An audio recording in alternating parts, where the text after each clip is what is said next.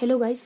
तो आज अपन पढ़ेंगे गणित शिक्षण की विधियाँ। ये मैंने मंगल की बुक से नोट्स बनाए हैं और गणित शिक्षण की विधियों के बारे में पढ़ेंगे। आज अपन बेसिकली इसमें लगभग 3 से 4 टॉपिक कवर करेंगे। अपन देखेंगे गणित शिक्षण की परिभाषाएं, देखेंगे गणित शिक्षण के उद्देश्य देखेंगे, देन अपन देखेंगे गणित शिक्षण के उद्देश्य के बाद अपन देखेंगे शिक्षण उद्देश्य का ब्लूम के अनुसार वर्गीकरण देखेंगे पर्टिकुलरली अपन, और ब्लूम के अनुसार वर्गीकरण के बाद अपन आरसीएम के अनुसार गणित शिक्षण के उद्देश्य देखेंगे।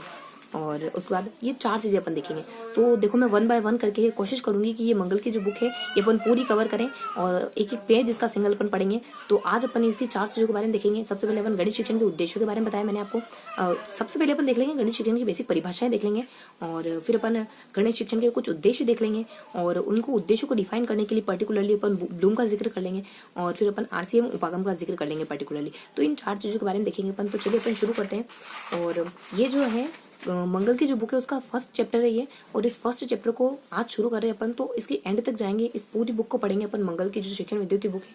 तो चलिए अपन शुरू कर देते हैं। तो कहाँ से पढ़ा था अपनों ने? गणित शिक्षण की परिभाषा के बारे में। परिभाषा में हमने कुछ बेसिक से इन्फॉर्मेशन देखनी, बेसिक से परिभाषा ट्रिक्स के साथ ही हमें हमेशा की तरह कोशिश करेंगे कि चीजें हमें एक ही बार में याद हो जाए। सबसे पहले उत्पत्ति, यानी गण धातु से इसकी उत्पत्ति हुई। मैथमेटिक्स शब्द की उत्पत्ति मैथमेटिक्स मानी जाती है। बेसिक से इन्फॉर्मेशन, परिभाषा कौन कौन सी? वेदांग ज्योतिष, देखो मैंने वो सिर्फ कीवर्ड लिखे हुए हैं, यानी कि ये जो कीवर्ड है इन परिभाषाओं को रिप्रेजेंट कर रहे हैं। यानी जब भी ये परिभाषा आएंगे तो ये कीवर्ड इसमें जरूर दिखेंगे, तो हमें चीजें फटाक से हमारे माइंड में क्लिक हो जाएगी और एक ही बार में हमें चीजें अच्छे से याद हो जाएगी।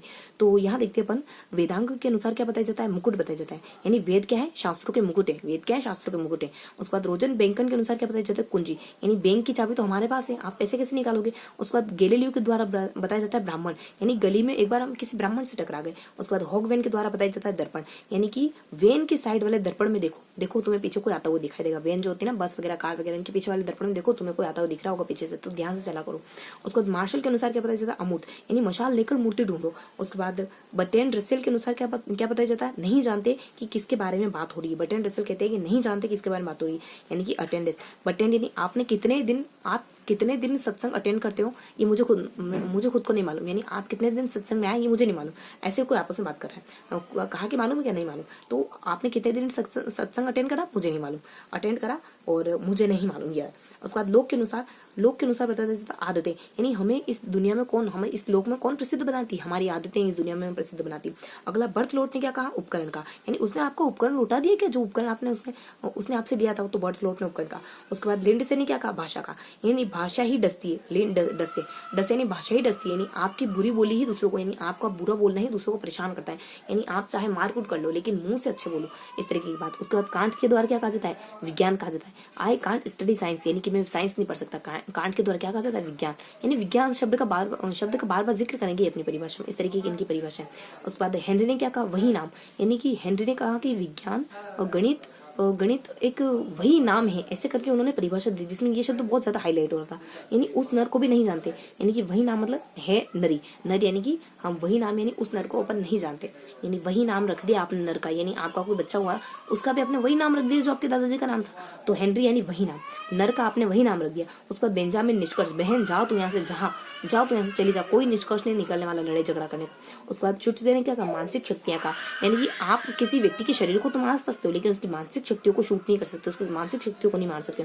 बर्नार्ड शो ने क्या कहा? तार्किक चिंतन का, यानी बर्नार्ड शो तार्किक चिंतन, अपने आप को तार्किक व्यक्ति बनाओ, अपने आप को ऐसा व्यक्ति मत बनाओ कि हर कोई आपको डांट के चला जाए। इस लायक बनाओ कि आपको कुछ कहने से पहले व्यक्ति 10 बार सोचे। उसके बाद आइंस्टीन ने क्या कहा? प्रतिफल का।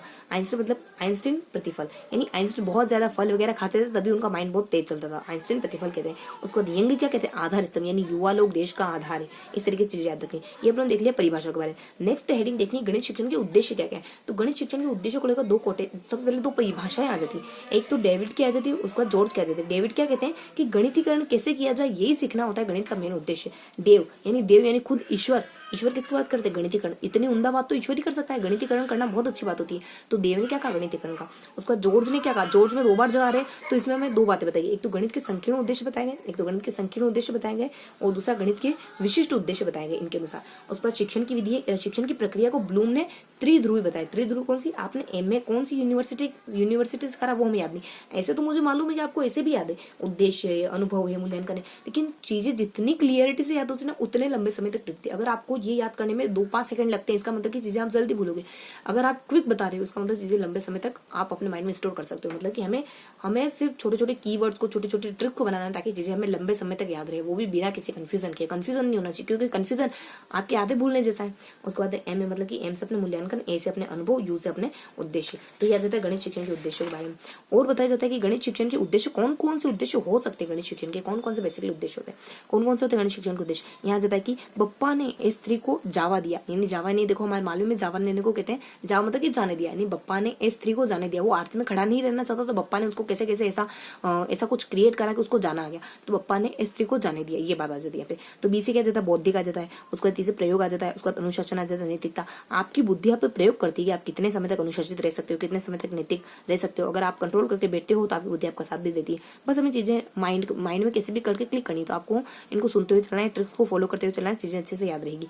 उसके बाद ट्रिपल ए से क्या जाता है, सामाजिक आ जाता है, सांस्कृतिक आ जाता है, सौंदर्य। समाज में संस्कृति सुंदरता को रिप्रेजेंट करती है, किसी भी समाज की संस्कृति उसकी सुंदरता को रिप्रेजेंट करती है। ऐसी चीजें याद रखनी। जावा वैसे तो आपको ये भी पता है कि ये उद्देश्य होते हैं, लेकिन एक बार फिर भी माइंड में एकदम क्लियर कट आइडिया होना चाहिए कि ये उद्देश्य बेसिकली होते हैं। इनके अलावा कोई भी उद्देश्य आएगा तो वो इन्हीं के अंतर्गत किसी न किसी के अंदर समाहित होगा। इसके लिए सेपरेटली वो उद्देश्य नहीं है अलग से ऐसे, क्योंकि बहुत बार एक ऐसा कोई उद्देश्य आ जाए जो इसमें गिवन नहीं है और हमें कंफ्यूजन हो जाए। जावा से क्या जाता है, जिस अपने जीविकोपार्जन, आनंद, जीविका, आनंद, वैज्ञानिक, अंतर्दृष्टि। वैज्ञानिक को जीविका आनंद प्रदान करती है। जीविका नाम की कोई होगी उसकी गर्लफ्रेंड बॉयफ्रेंड, है ना। तो देखो हमें चीजें थोड़ी अव्यवस्थित तरीके से, हमें अनौपचारिक तरीके से चीजों को याद रखनी। बिल्कुल औपचारिक तरीका हमारे माइंड में लंबे समय तक टिक नहीं पाता है। तो चीजें थोड़ी सी अनौपचारिक और थोड़ी सी हमें बेसिक, जो हमारे बैकग्राउंड में आसपास हम चीजें देखते हैं, सुनते हैं, उनसे कोरिलेट करेंगे, ज्यादा समय तक याद रहेगी। जीविका आनंद देती है एक वैज्ञानिक को, यानी कि जीविका आनंद देती है, मतलब खुश रखती है अपने पति को, अपने हस्बैंड को। ऐसा जीविका आनंद देती है वैज्ञानिक को। अंतर्राष्ट्रीय, यानी अंतर्राष्ट्रीय ख्याति मिल गई है। अंतर्राष्ट्रीय ख्याति यानी इतना अच्छा काम करा उसके पति ने, तो वो आनंद तो देगी, मतलब उसकी तारीफ करती है, उसके साथ अच्छा बिहेव करती है। तो जीविका अपने पति को आनंद प्रदान करती है, यानी कि खुशी देती है, अच्छे से रहती है उसके साथ, क्योंकि उसके पति ने बहुत अच्छा काम करा है। अंतर्राष्ट्रीय ख्याति प्राप्त है उसका पति। उसके बाद माध्यमिक स्तर पर गणित शिक्षण के उद्देश्य क्या है। माध्यमिक गणित शिक्षण के उद्देश्य बेसिकली होते हैं कि प्रसन्नचित रेखा ने बीजों के अन्य स्थानों में उपयोग की तालिका बनाई, जिसमें उसने एक शब्द तक नहीं छोड़ा, यानी बीज के और कहाँ कहाँ उपयोग हो सकते हैं उसकी तालिका बनाई। प्रसन्नचित रेखा ने बीजों के अन्य जगह पर उपयोग की एक तालिका बनाई, जिसमें उसने एक शब्द तक नहीं छोड़ा। तो बीजों से प्रसन्न मतलब कि वो व्यक्ति प्रशंसा करता है। इस स्तर में आके गणित की प्रशंसा करने लग जाता है, रेखा गणित का ज्ञान हो जाता है, बीज गणित का ज्ञान हो जाता है उसको माध्यमिक आते आते। उसके बाद अन्य क्षेत्रों में उपयोग करने लग जाता है गणित का। उसके बाद तालिकाएं बनाने लग जाता है। उसके बाद वो शब्दावली सीख जाता है। वैसे तो ये बेसिक जानकारी में रहती है, लेकिन जब पर्टिकुलर किसी एक चीज के बारे में पूछ लिया जाता है तो कंफ्यूजन हो जाता है, तो कंफ्यूज नहीं होना है। उसके बाद अंक गणित के उद्देश्य के बारे में क्या बताया गया। अंक गणित के उद्देश्य कुछ ऐसे होते हैं। अंकगणित के उद्देश्य तर्क शक्ति। जब आपके सामने बहुत सारी संख्या आती है ना, आपको जब कहा जाता है 85 को 88 को और 22 को जोड़ के बताओ, तो क्विक आपको बताने में किसी को दिक्कत आ जाएगी। 110 होते, किसी को कोई 100 मान लो अचानक से 105 कह दे, 120 कह दे, इस तरीके से। तो अंकगणित आपकी तर्क शक्ति बढ़ाती है और क्रियात्मक ज्ञान को ज्यादा बढ़ाती है। उसके बाद शुद्धता, एक्यूरेसी लेकर आती है। अब आपके सामने बहुत सारी चीजें एक साथ पढ़ने को, बहुत सारी संख्या एक साथ आएगी ना, तो धीरे धीरे आप उनको शुद्धता से करना सीख जाओगे।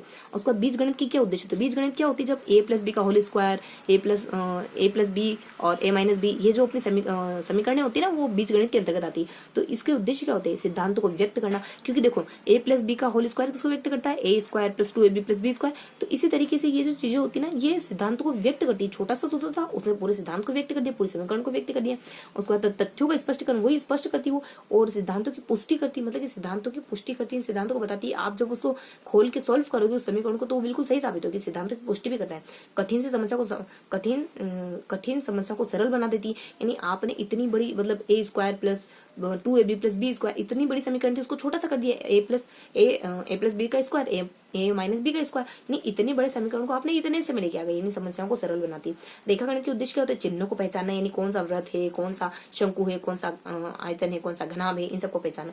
उपकरण, यानी और उपकरणों का प्रयोग, रेखा चित्र में डी है, इसके इन सबको जानना। और उसके बाद रचनात्मक कल्पना शक्ति का उपयोग करना। बहुत बार हमें माइंड में विजुअल करना पड़ता है कि एक बाग है, उसमें एक बाग का क्षेत्रफल इतना है, आयतन इतना है, तो हमें बहुत बार माइंड में विजुअल करना पड़ता है। कल्पना शक्ति, रचनात्मक कल्पना शक्ति का विकास होता है। गणित शिक्षण के ब्लूम के अनुसार क्या वर्गीकरण है। ब्लूम ने गणित शिक्षण के कितने 3 पक्षों द्वारा ज्ञान, भाव और क्रिया का वर्गीकरण करा है, मतलब तीनों ही का करा है। अपन जानते हैं ब्लूम ने तीनों का वर्गीकरण करा है।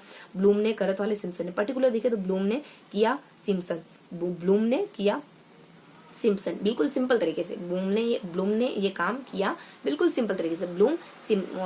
ब्लूम ने और किया का अर्थवाल और सिम्पसन। इसके समय क्या आ जाता है, इसके समय में आ जाता है इसके 54 आ जाता है। उसके बाद यहाँ आ जाता है अपने 54, उसके बाद 69 और 64, उसके बाद 69, मतलब कि यहाँ अपने 6 आता है, उसके बाद 4 आता है, फिर 6 का उल्टा आता है। चीजें हमें क्लिक करनी लंबे समय तक ध्यान रखनी, इस वजह से। तो 56 आ जाता है, उसके बाद 64 आ जाता है, उसके बाद अपने 69 आ जाता है। तो ये ब्लूम के वर्गीकरण के ये अलग अलग व्यक्तियों के समय आ जाते हैं।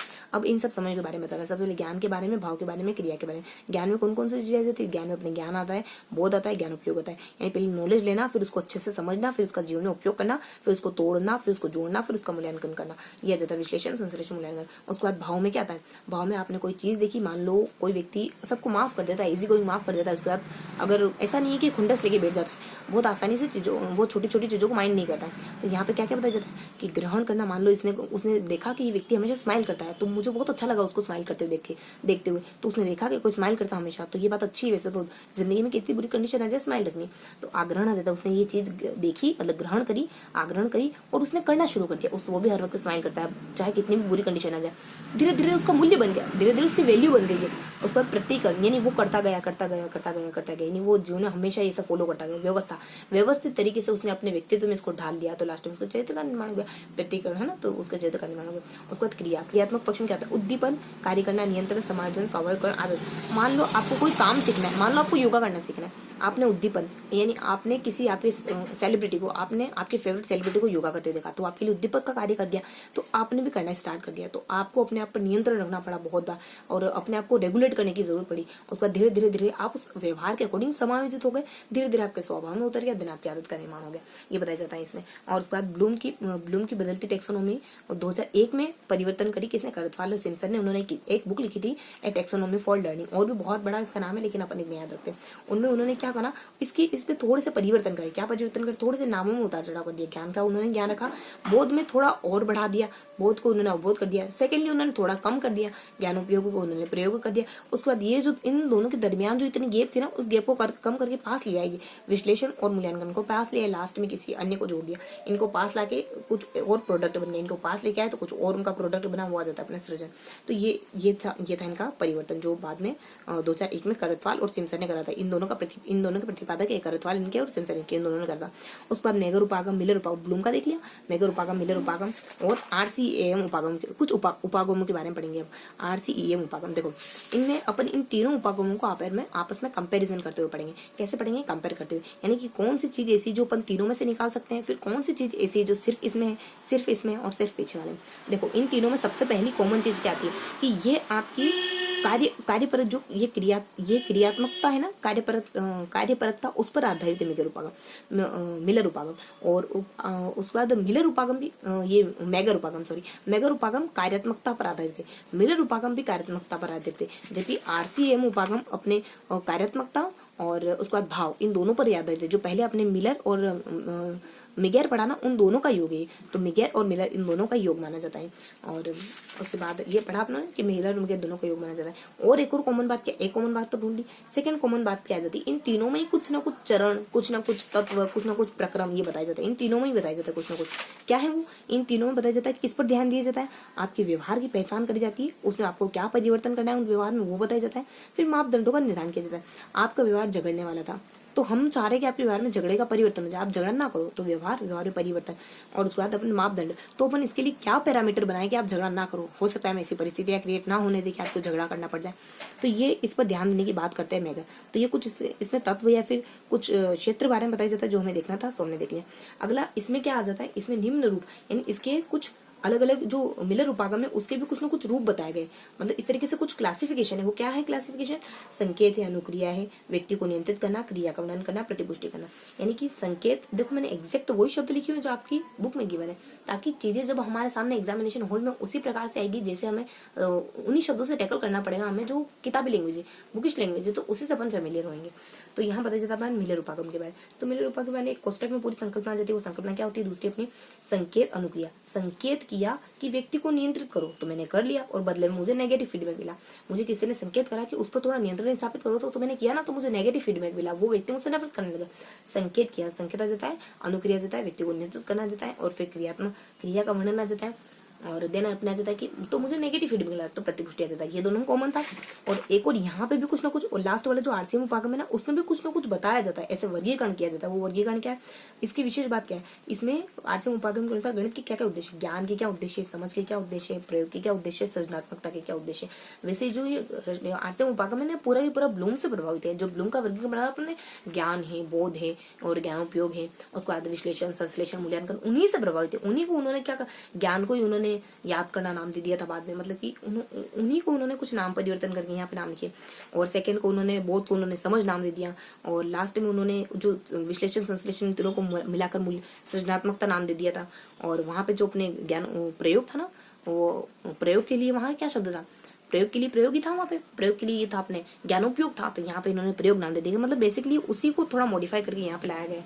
तो ये थी इसमें। तो ज्ञान में क्या जाता है, मतलब कि ज्ञान में सारी, जैसे कि प्रत्यास्मरण करना, प्रत्याभिज्ञान करना, ये सारी चीजें पीपी है ना, आर नहीं, प्रत्यास्मरण, प्रत्याभिज्ञान, ये ज्ञान के अंदर। समझ के अंदर क्या आता है, जीव सीढ़ी बजारे, जी से क्या जाता है जनरलाइजेशन, यानी समझ के अंदर क्या आता है जनरलाइजेशन यानी सामान्यकरण। आई से क्या जाता है इंटरप्रेट यानी अर्थापन करना, अर्थ को समझना। वी से वेरिफिकेशन करना, वेरिफिकेशन यानी कि वेरीफाई करना, यानी कि प्रमाणित कर देना किसी चीज को, अगर आप समझ जाते हो तो आप ना उसको मतलब पुख्ता बता पाते हो, हाँ ये सही है ये गलत है, अगर समझ की कंडीशन में आ गए हो तो।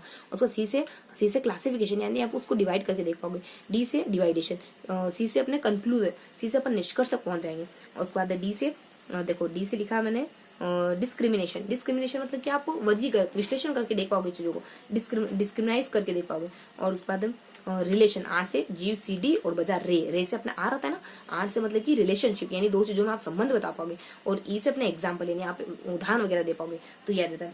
और उसके बाद अपने प्रयोग में क्या जाता है, चपर आ जाता है। स से सी से क्या जाता है कंक्लूजन, यहाँ आ जाता है कंक्लूजन। यहाँ सी से क्या जाता है क्लासिफिकेशन यानी आप वर्गीकरण करने की स्थिति में। और डिस्क्रिमिनेशन से विभेदीकरण या फिर विश्लेषण करना।